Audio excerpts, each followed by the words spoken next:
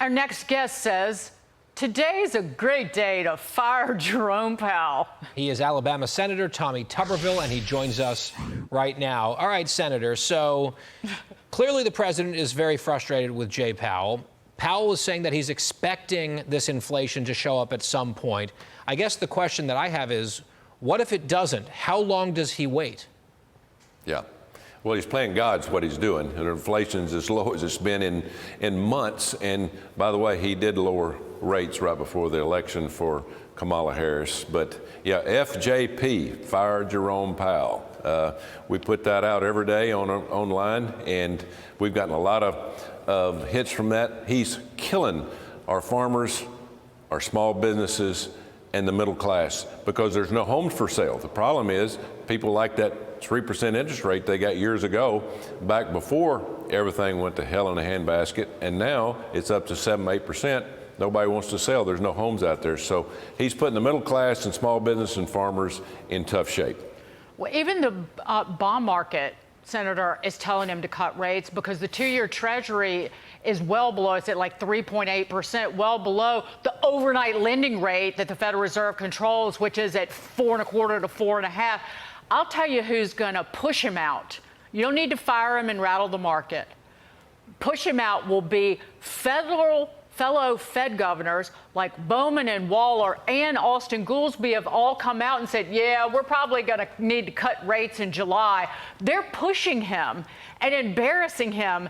And I venture a guess they might want his job. And I can't wait to see the infighting develop. That will just be the most delicious soap opera. The conclave. Yeah. Yeah, they're pushing back right and left. We had Scott Bessent, the Secretary Treasurer, here for lunch today, and he spoke about the very same thing. They're starting to infight a little bit. But at the end of the day, he's playing politics. And he's played politics, and when I first got here 5 years ago, he came to my office and I asked him, are you ever going to raise rates? He waited forever to raise rates, when Joe Biden went in, and then he kept raising, and now he's not even thinking about lowering the rates. Mickey Bowman, by the way, who's vice chair of the Fed, I've known her for a long time. She's very, very good, but she did not vote for those rate increases before the election, and of course she knew politics were involved. But we got to get politics out of all this mess.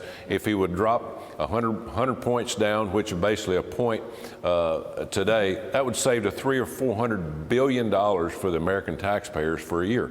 That's a lot of money, and our debt is so high, we've got to find some way to pay it off. And we have to roll over or refinance about 1/3 of it just in the next year. And we can thank Janet Yellen, the ex-Treasury Secretary, for that. All right, Senator, let's move now to the big, beautiful bill, as they call it. The folks at the top say the July 4th deadline is still operable. Listen to this.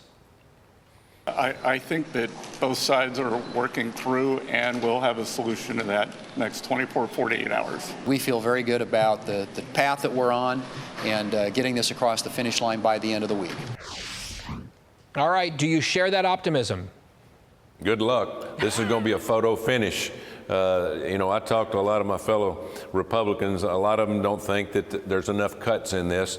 And my understanding, too, is the way I look at this, 2/3 of the bill is basically the tax cuts, which is going to do a tremendous favor for all the American taxpayers, especially the middle class and lower class. So that's really going to help. The other third, some's good, some's bad, but you got to take the good with the bad.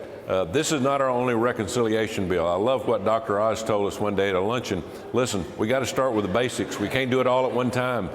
So let's get on board, get this passed, and let's get on to the next reconciliation and do more at that point. But right now, I tell you, it worries me. We're going to be here Friday. I think we'll start voting on Friday. We'll have a vote-a-rama. We'll probably vote the next day, probably Saturday on the bill. Right now, I think it's really, really going to be a photo finish. Do you think it fails, Senator, this weekend? Well, we got a lot of work to do between now and Saturday. I think we'll have enough come around possibly. I can't imagine not passing this. It would be a disaster. Yeah. But I tell you, a lot of people are standing up saying enough's enough. We don't have enough cuts in this bill, and our kids, we're spending their future. Yep.